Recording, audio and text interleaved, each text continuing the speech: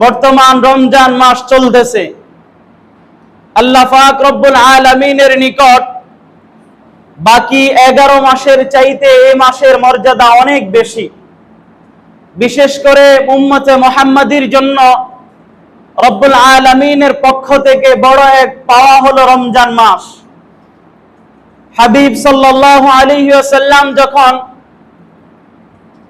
তিনার সাহাবায়ে কেরাম রাদিয়াল্লাহু তাআলা আনহুমদেরকে পূর্ববর্তী জামানার বুজুর্গদের তারিখগুলা শুনাইতেছিলেন, তাদের ইবাদতের প্রতিযোগিতার বিষয়গুলা শুনাইতেছিলেন, কেউ 1000 বছর আল্লাহ তাআলার ইবাদতে কাটায়া দিছে, তো কেউ 500 বছর যুদ্ধের ময়দানে, কেউ 500 বছর বিনা পলকে আল্লাহ পাক রব্বুল আলামিনের ইবাদত একাধারে করে গেছে। বলে এই ঘটনাগুলা সাহাবায়ে কেরাম যখন শুনলেন তো নিজেদের মধ্যে একটু ঈর্ষা কাজ করলো, যে মনে হয় যেন তারাই জান্নাতে আমাদের চাইতে অগ্রগামী হয়ে গেল। তো আল্লাহ তাআলা তিনাদের মনোবাঞ্ছনা পূরণ করার জন্য তাদের ঈর্ষাকে আল্লাহ পাক রব্বুল আলামিন নেক আমল দ্বারা পরিবর্তন করার জন্য বলে জিবরিল আমিন আলাইহিস সালামকে কিছু আমল দিয়া নবী করিম সাল্লাল্লাহু আলাইহি ওয়াসাল্লামের নিকট পাঠাইছেন। কিছু অফার দিয়ে উম্মতে মুহাম্মাদের জন্য বিশেষ কিছু ডিসকাউন্ট দিয়ে আল্লাহ পাক রব্বুল আলামিন পাঠিয়েছেন। বলে উম্মতে মুহাম্মাদের জন্য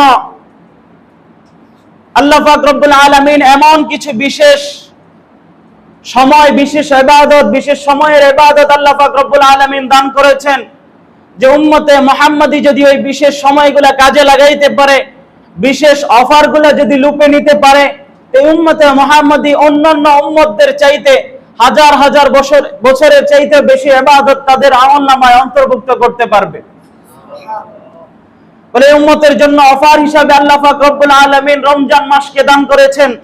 বলে রমজান মাস হাবিব সাল্লাল্লাহু আলাইহি ওয়াসাল্লাম ইরশাদ করেন, এমন একটি মাস যেই মাসে একটা নেক আমল করব তো 70টা নেক আমল করার সওয়াব, একটা সুন্নাত আদায় করব, একটা ফরজ আদায় করার মতো সওয়াব, একটা ফরজ আদায় করব তো 70টা ফরজ আদায় করার মতো সওয়াব। পাশাপাশি আল্লাহ পাক রব্বুল আলামিন এই মাসে বিশেষ এক রজনী উম্মতে মুহাম্মাদের জন্য দান করেছেন।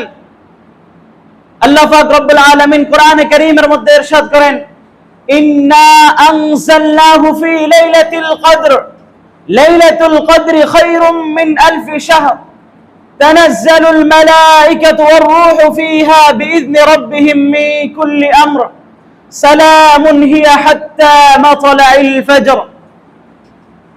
আল্লাহর হাবিব সাল্লাল্লাহু আলাইহি ওয়াসাল্লামকে উদ্দেশ্য করে আল্লাহ পাক রব্বুল আলামিন বলতেছেন, ও হাবিব, আমি আপনার উপরে কদর নাজিল করেছি, লাইলাতুল কদর নামক এমন একটি রাত্র আমি আপনাকে দান করেছি। আর লাইলাতুল কদর হলো এমন একটি রাত যা হাজারো মাসের চেয়ে উত্তম। বলে এমন একটি রাতের একটি রাত্র যদি ইবাদত করতে পারেন, একটি রাত্র যদি আপনার উম্মত কাজে লাগাইতে পারে, বলে তাদের জন্য 1000 মাস ইবাদত করার চাইতে উত্তম হবে। বলে আল্লাহ পাক রব্বুল আলামিনের পক্ষ থেকে এটা উম্মতে মুহাম্মাদের জন্য পরম পাওয়া যে বিষয়গুলো আছে সেগুলোর মধ্য থেকে একটি হলো কদরের রাত্র, আরেকটা হলো রমজান মাস, আর অন্যান্য বিষয়গুলো আল্লাহর হাবিব সাল্লাল্লাহু আলাইহি ওয়াসাল্লাম বিভিন্ন আহাদিসের মাধ্যমে আমাদেরকে জানান দিয়েছেন। এজন্য মেরে মুহতারাম, রমজান মাস এমন একটি মাস যে মাসের ভিতরে আল্লাহর হাবিব সাল্লাল্লাহু আলাইহি ওয়াসাল্লাম আমাদেরকে আমল বাতায় দিচ্ছে, বলে তোমরা 4টা কাজ বেশি বেশি করবা। হাবিব সাল্লাল্লাহু আলাইহি ওয়াসাল্লাম হাদিসের মধ্যে ইরশাদ করেন, এই মাসে উম্মত তোমরা বেশি বেশি লা ইলাহা ইল্লাল্লাহ পাঠ করবা। দ্বিতীয় আমল বাতায় দিবেন, এই মাসে বেশি বেশি ইস্তিগফার করবা। আর এমন দুইটি আমল আছে যেগুলো করা ছাড়া তোমাদের আর কোনো উপায় নাই। বলে তার মধ্যে থেকে একটি হলো তোমরা আল্লাহর কাছে জান্নাত প্রার্থনা করবা, আরেকটি হলো জান্নাত থেকে বাঁচার দোয়া করবা। বলে এই 4টা আমল এই মাসে বেশি থেকে বেশি করতে থাকবা। পাশাপাশি আল্লাহ পাক রব্বুল আলামিন আমাদেরকে কোরআনে কারীমের মধ্যে এই উম্মতে মুহাম্মাদির ব্যাপারে শ্রেষ্ঠত্বের ঘোষণা দান করেছেন। কোরআনে কারীমের মধ্যে আল্লাহ পাক রব্বুল আলামিন ইরশাদ করেন, কুনতুম খায়রা উম্মাতিন উখরিজাত লিন-নাস তা'মুরুনা বিল মা'রুফ ওয়া তানহাউনা আনিল মুনকার ওয়া তু'মিনুনা বিল্লাহ। বলে আল্লাহ পাক রব্বুল আলামিন উম্মতে মুহাম্মাদীকে সম্বোধন করে বলতেছেন যে তোমরাই তো সর্বশ্রেষ্ঠ জাতি। আল্লাহ পাক রব্বুল আলামিন তোমাদের জন্য খায়রিয়াতের ঘোষণা করেছেন, খায়র উম্মাত, শ্রেষ্ঠ উম্মত হিসেবে ঘোষণা দিয়েছেন।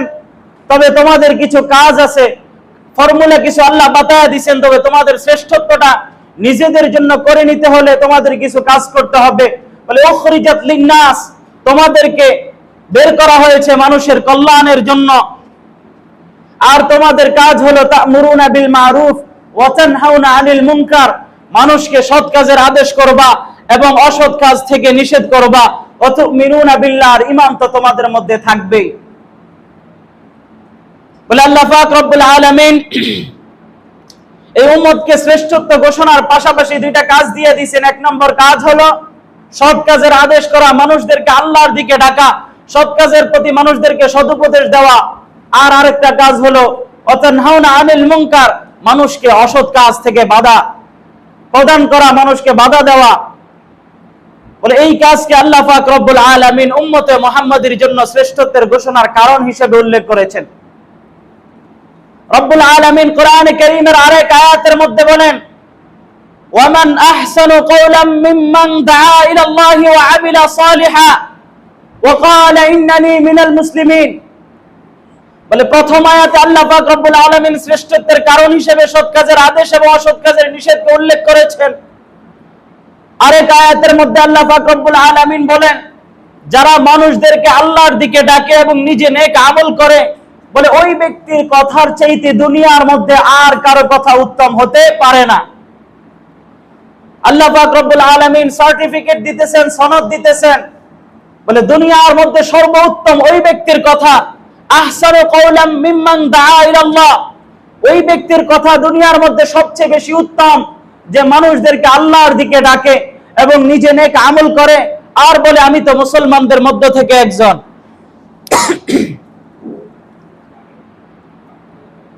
এই জন্য ভাই, মেরে ভাই ও দোস্ত বুজুর্গ, বলে আল্লাহ পাক রব্বুল আলামিন আমাদেরকে শ্রেষ্ঠত্বের ঘোষণা দিতেছেন।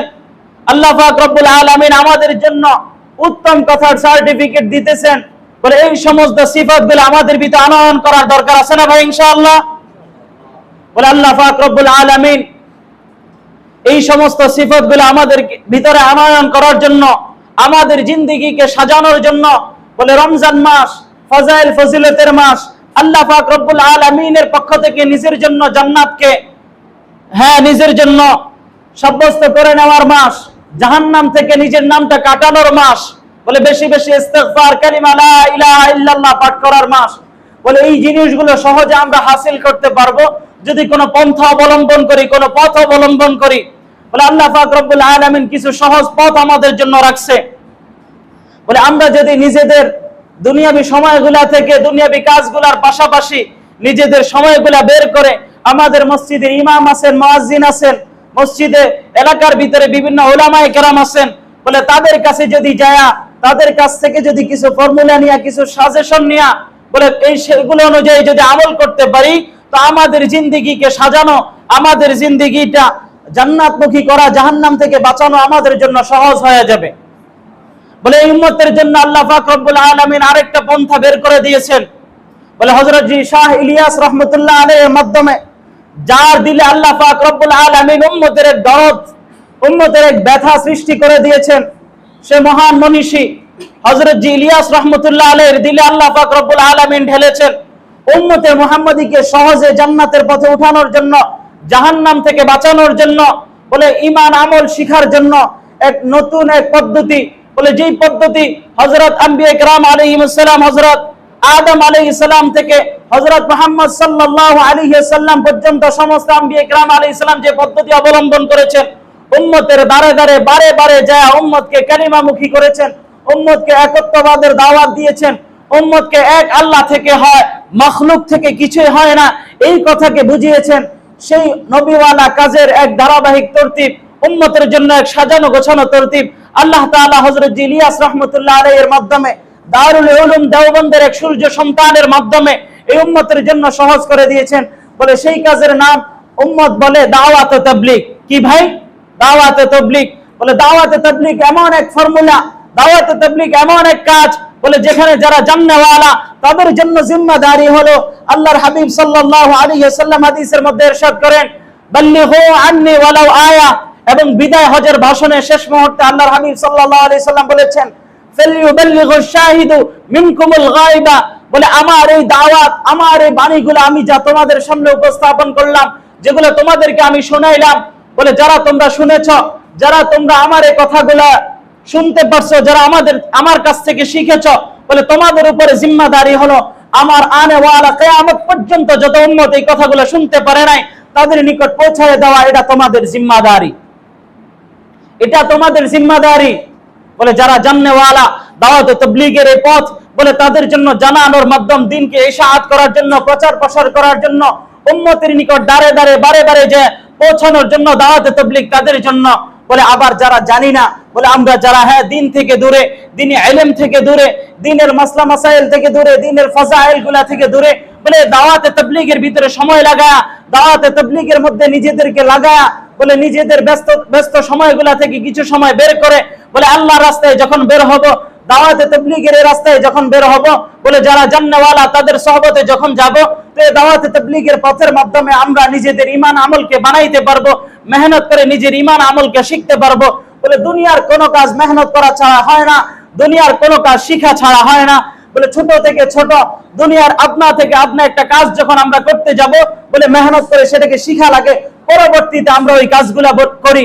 বলে দান গাড়া এটাও একটা কাজ, ভাত খাওয়া এগুলাও একটা কাজ। বলে এই কাজগুলা বলে আমরা শিখতে হয়, তারপরে করতে হয়। না হলে যেমন আমি কারো কাছ থেকে, অভিজ্ঞ কারো কাছ থেকে যখন ধান গাড়াটা শিখবো না, তো আমি যখন নতুন খেতে নাইমা যাব, জ্বালানিয়া যখন রোপণ করা আরম্ভ করব, তো এখান থেকে যেমন ধান হবে না, নিয়ম তরতিব অনুযায়ী যখন হবে না, বলে আমাকে শিখে তারপরে কাজ করতে হবে। ঠিক ভাত খাওয়া যেমন, একটা বাচ্চা যখন আপনি বলতে পারেন যে হুজুর ভাত খাওয়া এটা কেমন শিখতে হয় নাকি, বলে হ্যাঁ এই কাজটাও শিখতে হয়। বলে আপনি আপনার একটা ভাতিজার দিকে তাকান, একটা নতুন বাচ্চার দিকে তাকান, যার বয়স মাত্র 2-4 মাস অথবা 1-1.5 বছর, বলে ওই বাচ্চাটাকে মা যখন ভাত দিয়ে বসায়, বলে তাকে 1 প্লেট ভাত দিয়ে তার মা তাকে বসায়, বলে 2 থেকে 3টা ভাত তার পেটের ভিতরে যায়, পুরা ভাতগুলা ঘরের ভিতরে ছড়ায় ছিটায়া দেয়, তারপর মা হাল ছাড়ে না, আমার এই সন্তানকে ভাত খাওয়া শিখাতে হবে, না হয় আমার এই সন্তান সমাজের সাথে চলতে পারবে না, তাল মিলায় চলতে পারবে না, বলে সমাজের ভিতরে অপমানিত হবে, লাঞ্ছিত হবে। বলে এই জন্য পর্যায়ক্রমে তার উপরে মেহনত করে, বলে প্রতিদিন তাকে ভাতের প্লেট নিয়ে বসায়, 2-4টা ভাত সে খায়, আস্তে আস্তে 1-2টা লোকমা সে খায়, বাকি ভাতগুলা ঘরের ভিতরে ছিটায়া দেয়, তারপর মা হাল ছাড়ে না, তাকে শিখায়। বলে এইভাবে যখন এমন ভাবে তাকে শিখায়, বলে শিখতে শিখতে এমন পর্যায়ে পৌঁছে, এখন তাকে ভাতের প্লেট সামনে নিয়ে, এখন তার বয়স যখন 15 বছর 20 বছর হয়ে গেছে, এখন তাকে ভাতের প্লেট নিয়ে ফিকির করতে হয় না যে আমাকে তরকারি নিতে হবে, মাছটা খুঁটে নিতে হবে, ভাতগুলো মাখতে হবে, তারপরে মুখে দিতে হবে, তাকায়া থাকতে হবে, ফিকির করতে হয় না।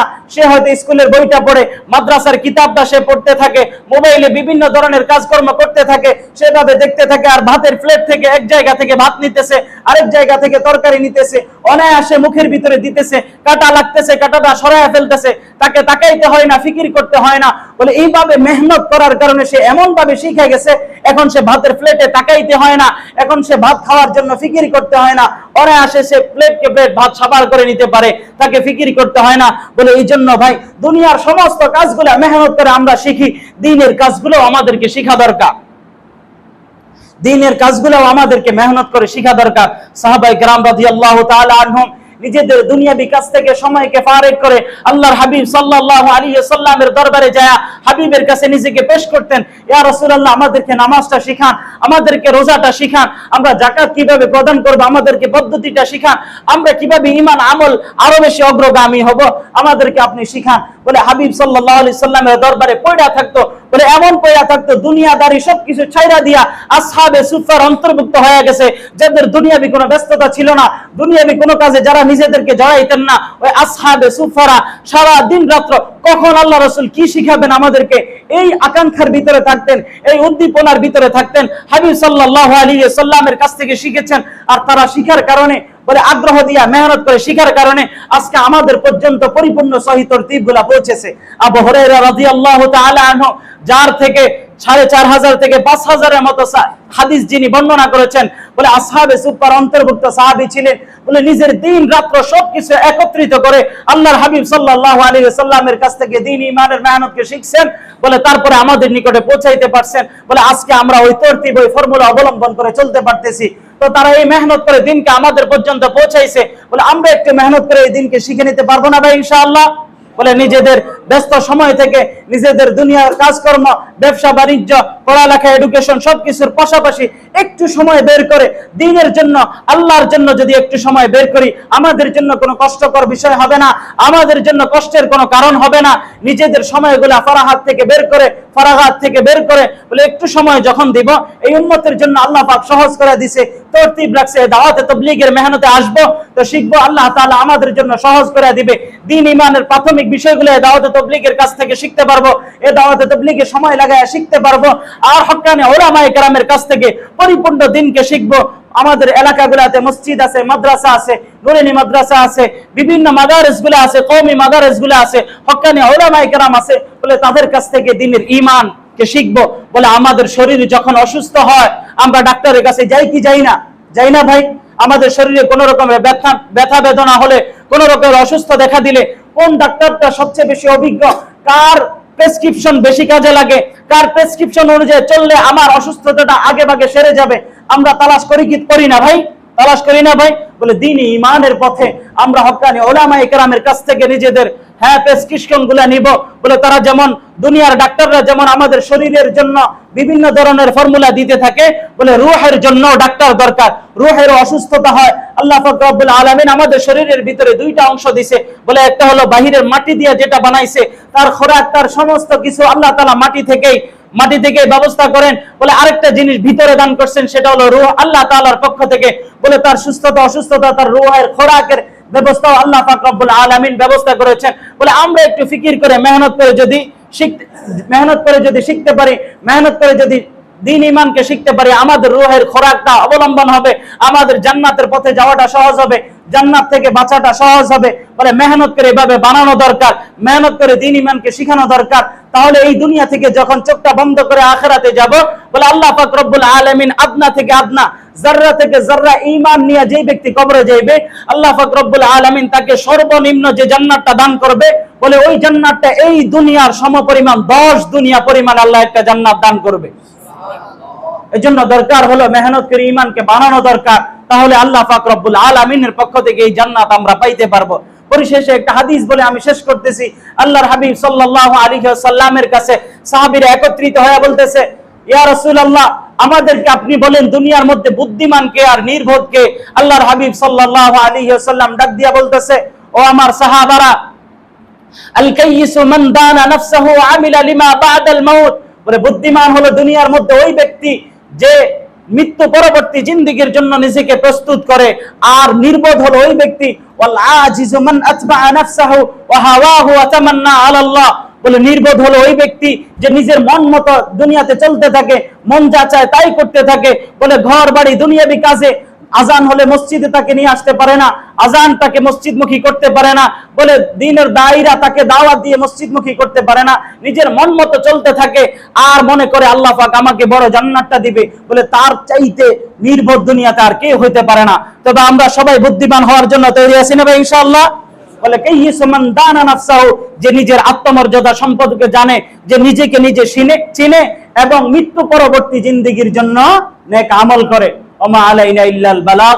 আল্লাহ তাআলা আমাদেরকে কথাগুলা বুঝার, আমল করার তৌফিক দান করেন এবং এই রমজান মাসকে কাজে লাগায়া নিজেদের গুনাহগুলো আল্লাহ তাআলার কাছ থেকে ক্ষমা করা, নিজেদের জাহান্নাম থেকে নিজেদের নামটা কাটা জান্নাতের খাতা আল্লাহ পাক রব্বুল আলামিন আমাদের সকলের নামটা উঠানোর তৌফিক দান করেন।